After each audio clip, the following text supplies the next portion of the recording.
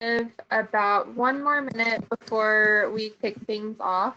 Thank you all for joining, and I will speak to everyone in about a minute.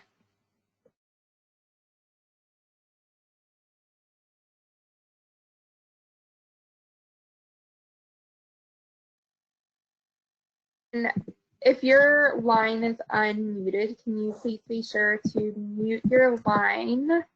It looks like some are joining unmuted. And we can go ahead and get started. My name is Cody Coulter. I am working with the U.S. Census Bureau to help make sure that everyone is counted in the 2020 census. I'm joined today by Claire Ross with the U.S. Census Bureau, Lori Christina with Voices for Healthy Kids, and Andy Guerrero, who is also working with us on census. If you have any questions throughout the webinar, please enter them into the chat box on the right, and we will answer those toward the end. Thank you all for joining. I hope you're all staying healthy and well. To kick things off, I'm going to hand the line over to Claire Ross to discuss operational updates due to the COVID-19 situation. Hi, everyone. Can everyone hear me? Yep. Okay, awesome. Hi, and good afternoon, and thank you for joining this webinar. Cody, thank you for helping organize it. I'm really happy to be with you all today. I just want to start with some operational adjustments and updates that have been made to our timeline and plans. I can later send a link that spells it out a little bit more, but obviously with this pandemic happening, our office is working, and we are, around the clock doing all we can to help ensure all communities are counted. But given areas like nursing homes, correctional facilities, and many of the concerns that are coming with, allowing external people to come in, we have had to pause and really extend many of these programs that are essential to that count. So as I said, the example of one of our enumeration projects is called Group Quarters, and Group Quarters includes college students, it includes universities, it includes individuals living in correctional facilities, it includes, as I said, nursing homes.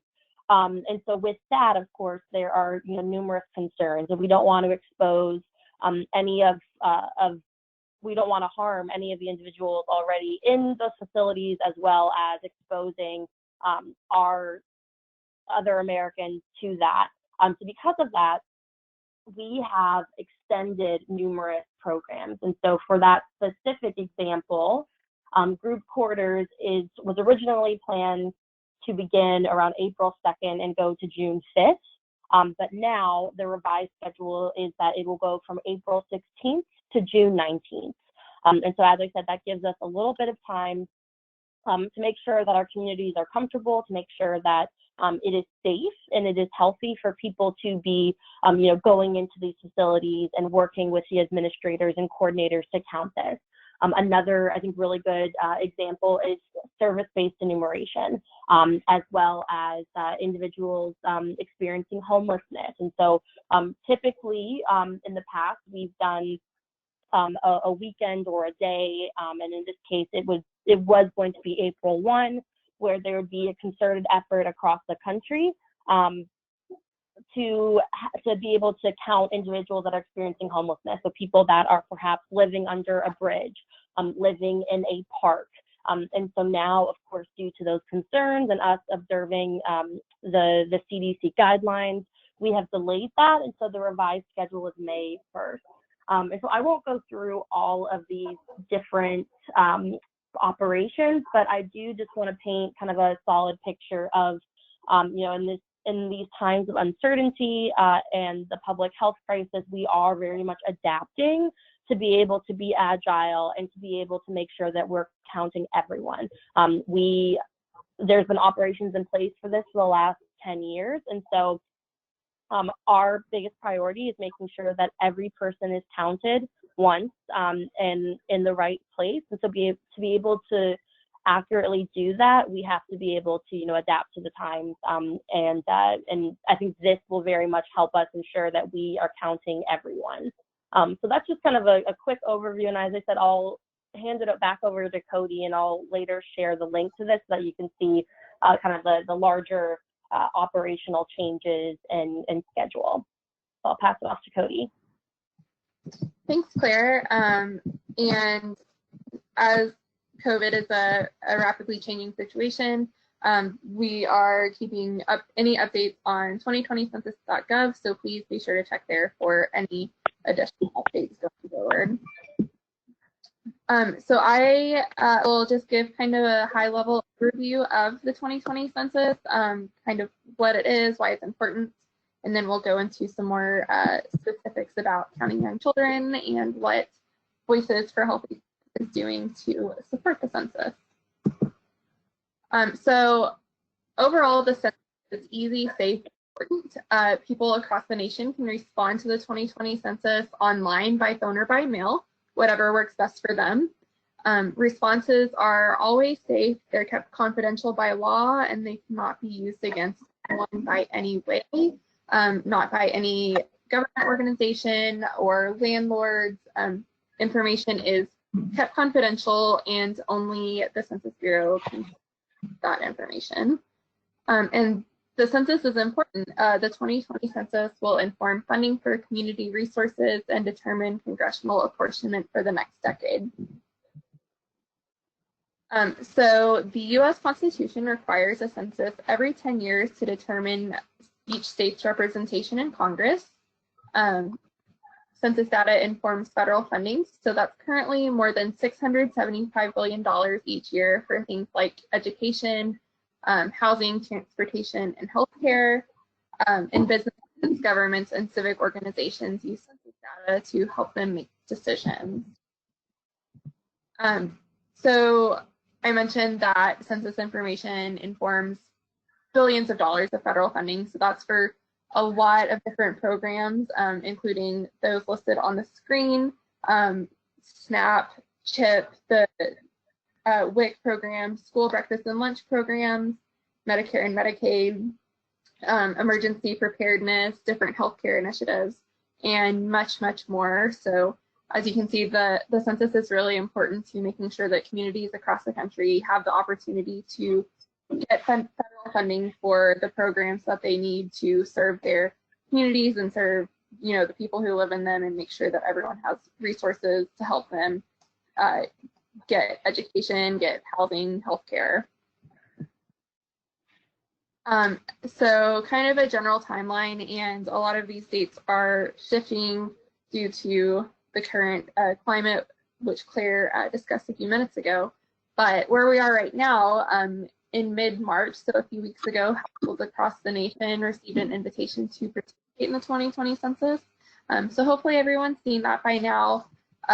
Once households receive an invitation, someone can respond, whether online, by phone, or by mail.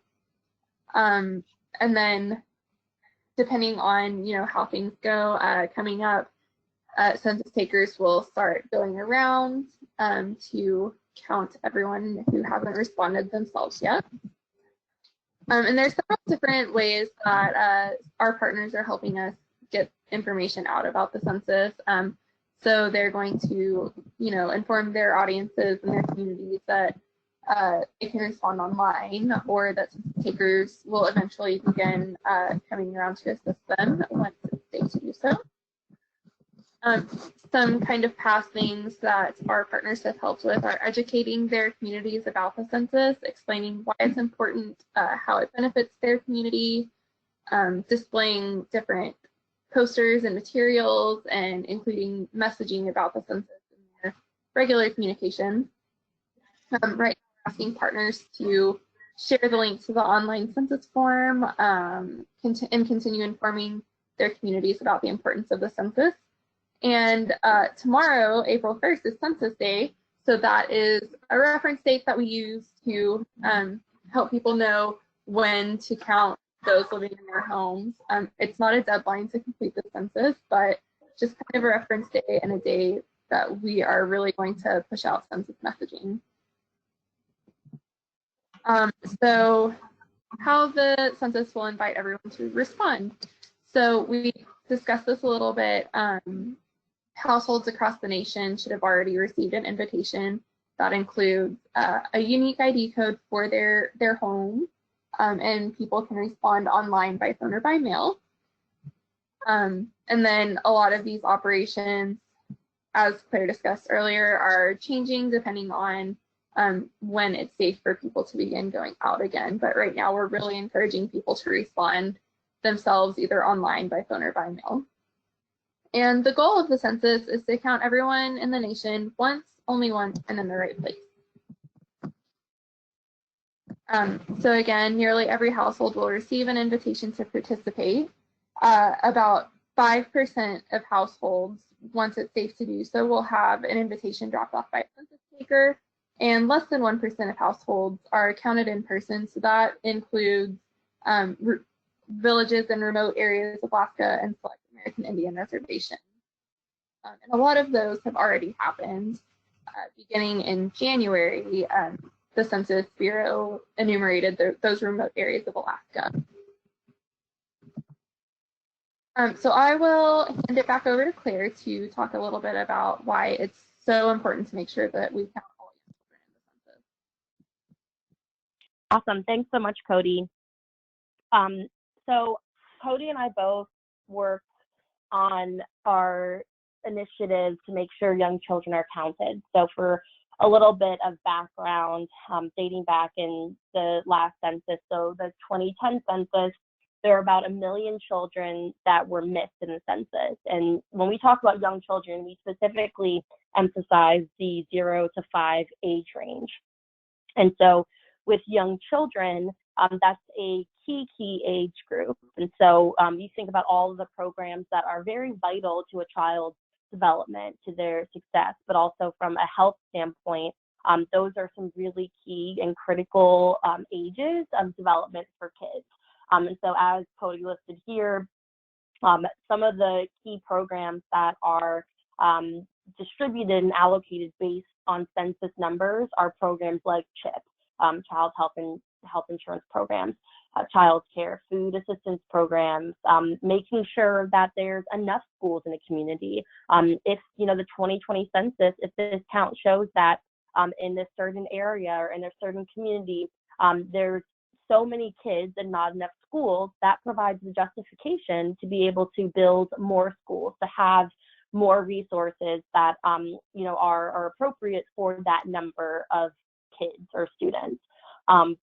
We talk about the school lunch program, and I mean, just where we are right now, for example, with everything happening with COVID-19, the census numbers dictate emergency funding for states. And so I think even now we're seeing that this is such an important time to be thinking about, the safety of the country, but also thinking about how programs like census contribute to making sure that our communities and our cities and our towns have funds. And so I also want to hit with kids. There's a couple of reasons why I think young children are missed, and we have a really great one-pager that lays out the scenarios in which young children have been historically undercounted. And I also want to add, this has not been a new issue. Children have been undercounted, dating back to many other decades ago and many other censuses. One of the things that some of our research has shown us is that the Census Bureau has done a really great job and increasingly great job at counting, encouraging people to respond and encouraging people to participate in the census. But then at the same time, there's still an issue with the young children aspect. And there's many scenarios where young children are missed. I think a couple of very common scenarios that will help paint a picture of why this is such an issue is think about young children that are between the ages of 0 and 5 and are currently in the foster care program. And they are temporarily staying with a foster parent before they head to a more permanent foster care placement. And that day happens to fall on April 1. So you have foster parents that are thinking to themselves, oh, well, this child is only temporarily staying with me. they shouldn't be counted here. They'll be counted at their other location. And so for us, we follow the residence criteria rules, which states that, you should, when in doubt, you should count a child where they are living or where they're sleeping on April 1st. We use that April 1st as kind of a benchmark date to help with those tricky situations. Same thing with let's say a young child is splitting time between a grandmother and a father. The grandmother thinks that the father's counting the young child and vice versa, and the kid ends up not getting counted. Those are just a couple scenarios that, depict some of the challenges that we have. And, we are living in a time of complex households, with everything happening in the world, with, things like the opioid epidemic. We have individuals and young children that are living temporarily with grandparents, with extended family. And, those heads of households might not think that, those kids are, well, they're not my kids. It's not my child, so I'm not going to include them in my household or in my census survey. But that's why we've definitely focused a lot and put a lot of emphasis on the term household.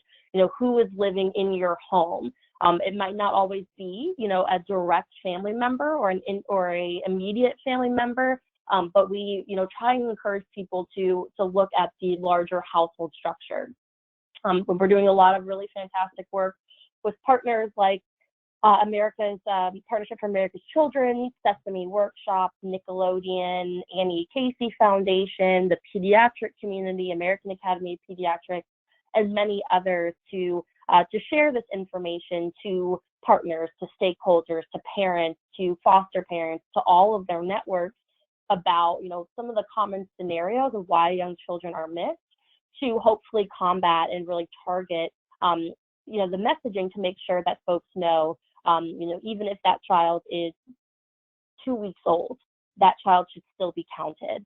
Even if that child is not in school, that child should still be counted. So we're pushing a lot of messaging, and I think more and more people are seeing, and our community members are understanding the implications of, a child not being counted. And as Cody said, this is something that happens every 10 years. So it's not that we can, fix the census next year. If we find out that certain counties, that there was an undercount, we can't fix this in a year. We have to wait the next 10 years to be able to count that child again.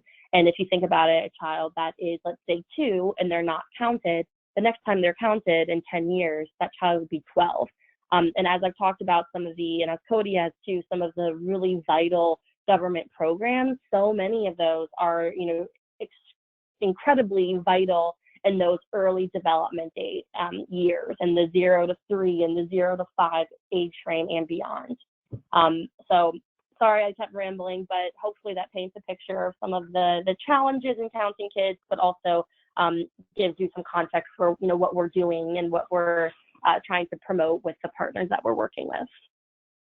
I'll pass it back over to, I think, Lori. You bet. Thank you, Claire. I'm Lori Frasino, the Executive Director of Voices for Healthy Kids, which is at the American Heart Association. And when we originally conceived of this, I think it was only like a month ago, maybe 5 or 6 weeks. We obviously did not envision the pandemic and this sort of shutdown that we've had in our country. And the idea that Voices for Healthy Kids and AHA could be messengers here was really appealing back then, but it feels even more important today. So Cody, I need to just give you a shout out. You've been an amazing partner and made things much easier for Rena Singh and I to sort of stay up with the flow here. And Claire, what you guys are doing with the census is super impressive. So we're happy to play any part we can.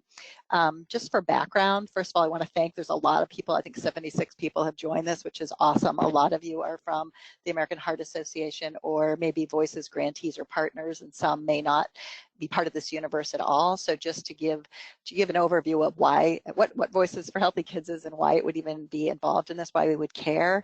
Our real purpose is to support, drive, and inform local and state policy change efforts to very specifically dramatically improve the health of children who are Black, African American, Latino, American Indian, and Alaskan Native, as well as children living in low-income families. And we do that through our campaigns, our partnerships and networks, research, and communications. So much of what we are trying to do with Voices for Healthy Kids, and even bigger with the American Heart Association, is done on a foundation of data. So much of that data, when we're talking about health equity, comes through the U.S. Census, and so many of the policies that we're trying to pursue, whether they're safety net policies or even policies around transportation funding and things like that, are connected to this. So we are just really focused on being an amplifier of this. I want to thank also and just shout out we have an incredible partner network, and want to make sure that people are looking to some of those partners. Certainly the NAACP has been a lead driver of some of this conversation. They had Black Census Week last week. There are excellent resources on their website. Please check them out.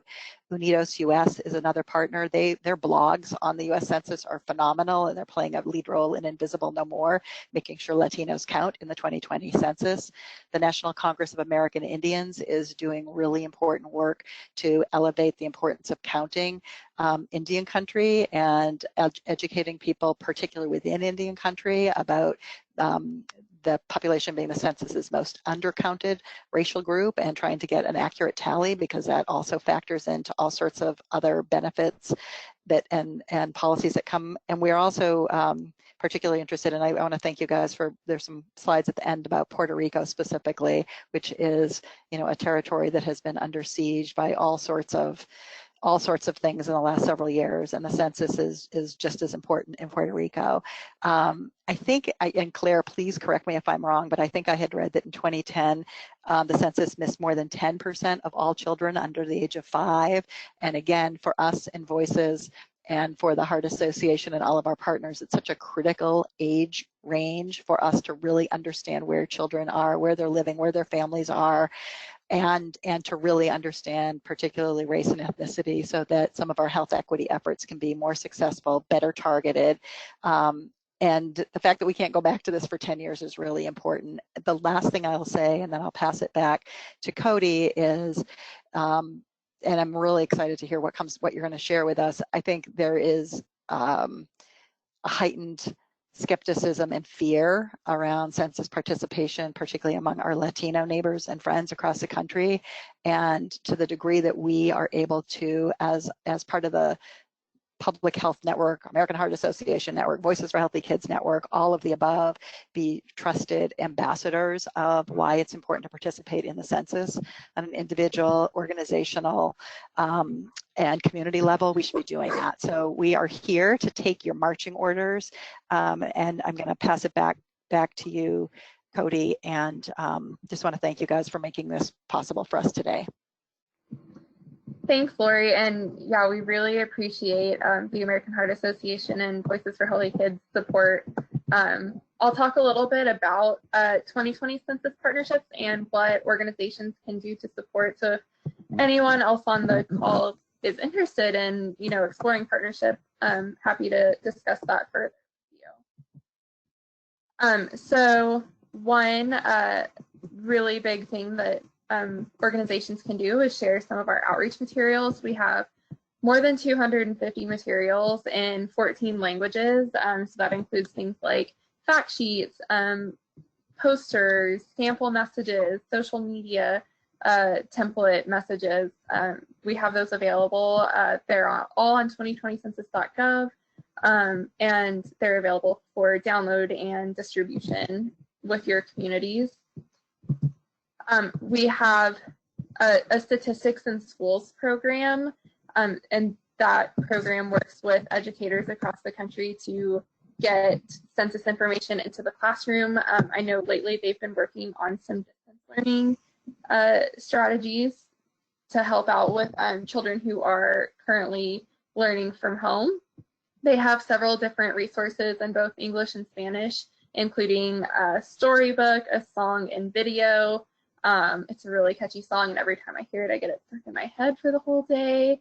And then several activities that teach about the census and the use of statistics in everyday life. Another thing that partners can do is connect with local complete count committees. So these committees are across the nation. They're trusted voices in the community who know how to mobilize community resources efficiently, and they can work together to encourage participation in the census. Community leaders from tribal, state, and local governments can work with partners and organizations, and these committees develop awareness campaigns based on their knowledge of the local community. For example, something I've seen here in Maryland is there are local ads on TV that have been really cool to see from a Maryland perspective. So if anyone is interested in discussing partnership, please don't hesitate to reach out to Claire or myself. We'll have our contact information later on in the presentation. Lori also touched a little bit on Puerto Rico, and I'm just going to give kind of a high-level overview about what we have available for partners in Puerto Rico, and I'll start with just a brief kind of overview of the operations there. So Puerto Rico is one of those areas where people will have their invitations dropped off by a census taker. So due to the COVID-19 situation, operations are temporarily postponed in Puerto Rico. When it is safe to do so, census takers will deliver an invitation to everyone in Puerto Rico's home to participate in the census. And that will include instructions for responding online, by phone, or via a paper questionnaire. So all of those resources that I mentioned earlier are available in Spanish, and we have several Puerto Rico specific resources. The 2020 census website is also available in Spanish. You can get to that either by going to 2020census.gov and selecting from the language menu in the top right-hand corner, or typing 2020census.gov/ES. The Census Bureau also has Spanish speakers available to answer any questions or work with any Spanish-speaking partners or communities, and the census phone response option is available in Spanish. These are a few of those Puerto Rico-specific outreach materials that I mentioned. There's several handouts, fact sheets, and posters, all in Spanish and very specific to Puerto Rico. Before I get into connecting with us, just want to remind everyone that we have the chat box. So if anyone has questions, please enter those there, and we can answer those questions here in just a moment. So please connect with the Census Bureau on social media. Census is active on Facebook, Twitter, YouTube, Instagram, and Pinterest. All of the addresses are here for you, or you can search U.S. Census Bureau on each of these platforms. If you have any questions, please reach out. National organizations can share ideas at census.partners@census.gov. State and local organizations can contact their regional census centers, and that information is all listed here. You can also find it at 2020census.gov. Hey, Cody, this is Claire. Can I just add something really quickly? Yeah, please. Sorry to interrupt, but I did just want to echo something that Lori was talking about, where you know, I know you mentioned NAACP, and they're one of our really excellent partners. We also are doing a lot of work with National Urban League, and they've done some tremendous work with their teletown halls. And you know, as Lori said, we are doing a lot with partners, and partners are our trusted voices. And so you'll see lots of content created by partners, and we really encourage you to use that, to disseminate it, to share it from a children perspective. Most of these things are, you know, for public use. And you mentioned also, you know, Alaska Natives, and we have this really fantastic partnership that has probably been one of my favorite things of my career at Census, which has been relatively short, but we have a really fantastic partnership with the PBS show Molly of Denali, which is the first young children television show to feature an Alaska Native lead character, and they actually have fantastic coloring pages, and they also feature it in about 4 other Alaska Native languages, one of which is Yupik. And so if you're interested in sharing those coloring pages with children, or if you have colleagues that are in Alaska or work with Alaska Native communities, they're great resources. So we have a lot of stuff, both census content, but also really fantastic partner created content. So if you're ever looking for something, please feel free to reach out to me or Cody. We can provide it to you, or at least point you in the right direction. Yeah, thanks, Claire. Happy to provide any of those resources for anyone if you're interested. And of course, we want to hear from you. So if you have ideas about how we can partner, or suggestions for possible partners, or if you're willing to provide us a warm contact at a potential partner organization, please reach out. You can contact Claire or myself. Our information is there. Michelle Ellison also works with us to make sure that young children across the country are counted. And with that, I don't see any questions in the chat, but I'll give about a minute. So if anyone has any, you can enter those right now and we'll answer them. You guys were so thorough. There's no questions, but while people are typing them in, if they have any, I would love, this is Lori, to get those coloring pages, because we could share those out with all the homeschooling going on. This, you could be giving people a lesson plan that they may not have. So send it along if you could. Yes, absolutely. And they also, Molly and Denali also did some really great social media content that's on their Facebook and Instagram. So I can also share that with you too. Thank you. Okay, well, Claire or Lori, do either of you have anything to add? No, thank you. Thank you. Yeah. Great. Well, thank you everyone for joining us today. Really enjoyed being able to share more information about the census with you all. And of course, if you have any questions or would like to discuss partnership, please feel free to reach out. And have a great rest of your day. Thank you so much. Take care. Bye-bye. Thanks. Thank you, everyone.